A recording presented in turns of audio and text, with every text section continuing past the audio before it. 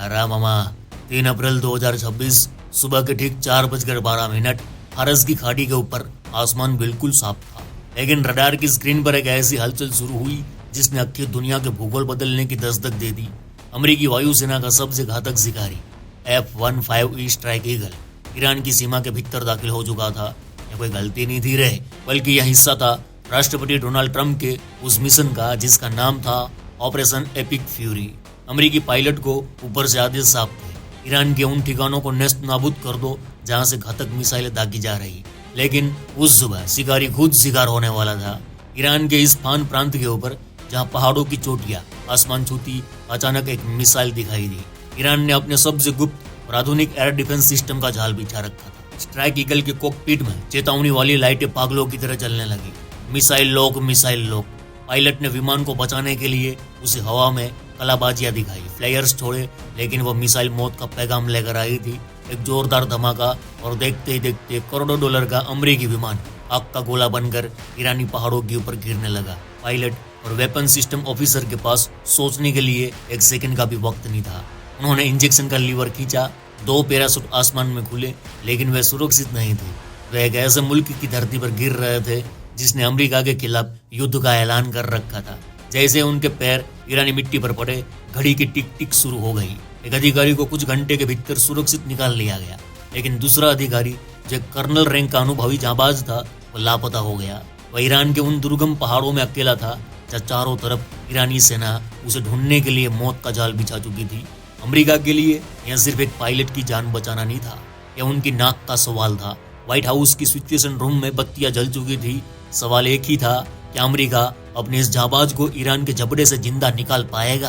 अरे चच्ची जान, 4 अप्रैल 2026 ईरान का जाग्रोस पर्वत, 7000 फीट की ऊंचाई और हड्डियां गला देने वाली ठंड।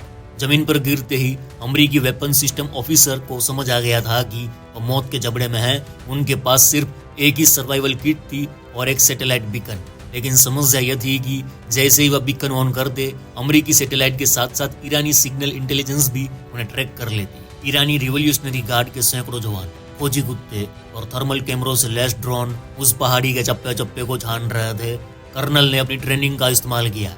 दिन के उजाले में पत्थर के बीच खुद को कीचड़ और झाड़ियों से ढककर अदृश्य हो गए और घंटों तक बिना हिले डुले एक ही जगह पड़े रहे, जबकि ईरानी लाव लश्कर महज कुछ ही मीटर की दूरी से गुजर गया।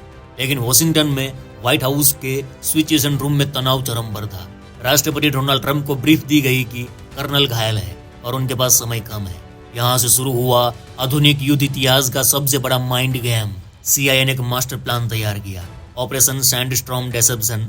उन्होंने जानबूझकर खुले रेडियो फ्रीक्वेंसी पर ऐसे संदेश प्रसारित किए जिससे ईरानियों को लगे कि अमेरिकी स्पेशल फोर्सेस जमीन के रास्ते दक्षिण सीमा के अंदर घुस रही है। इतना ही नहीं, CIA के गुर्गों ने स्थानीय मुखबिरों के जरिए यह खबर फैला दी कि पायलट को सुरक्षित निकाल लिया गया है और वह एक गुप्त ठिकाने पर रखा गया है।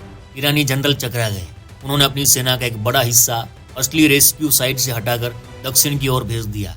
ये CIA की सबसे बड़ी चाल थी, दुश्मन की नजर हटाओ ताकि शिकार को निकाला जा सके। उधर पहाड़ियों में कर्नल ने अपनी आखिरी ताकत जुटाई और रेंगते हुए पहाड़ी की सबसे ऊंची चोटी तरफ बढ़े।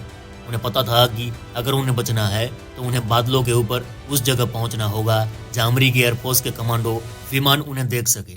उधर पेंटागन में एक बटन दबाया गया, गो। सिग्नल मिलते ही रात के अंधेरे में सैकड़ों कमांडो और दर्जनों स्टेल्थ हेलीकॉप्टर्स ने उड़ान भरी। अब दुनिया देखने वाली थी कि अमेरिकी अपने जाबाज के वास्ते कितनी आग बरसा सकता है। 5 अप्रैल 2026 रात के 1:45 ईरान का आसमान अचानक चीखने लगा। गूंज उठी अमेरिकी A-10 थंडरबोल्ट और F-35 लड़ाकू विमान की। उन्होंने कर्नल की लोकेशन को चारों तरफ फायर होल खड़ी कर दी।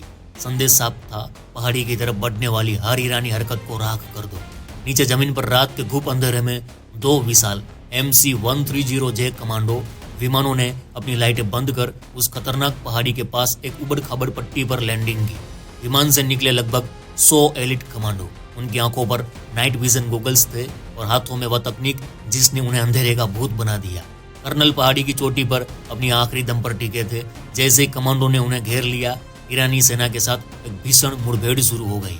भारी गोलीबारी के बीच कर्नल को विमान तक पहुंचाया गया, लेकिन तभी मिशन में एक ऐसी अनहोनी हुई जिसने पेंटागन के अधिकारियों के पसीने छुड़ा दिए। रेस्क्यू के दौरान तकनीकी खराबी और ईरानी मिट्टी की फिसलन के कारण दोनों MG-130J विमान फंस गए।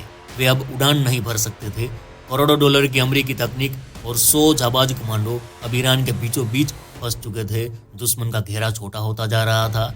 अमेरिकी कमांडो ने एक ऐसा फैसला लिया जो इतिहास की किताब में दर्ज हो गया। आदेश मिला, डिस्ट्रॉय एवरीथिंग, यानी सब कुछ मिटा दो। कमांडो ने कर्नल और खुद को दूसरे बैकअप हेलीकॉप्टर में शिफ्ट किया और पीछे अपने ही 2 विशालकाय विमान को धमाके से उड़ा दिया ताकि अमेरिका की टॉप सीक्रेट तकनीक ईरान के हाथों में न लगे।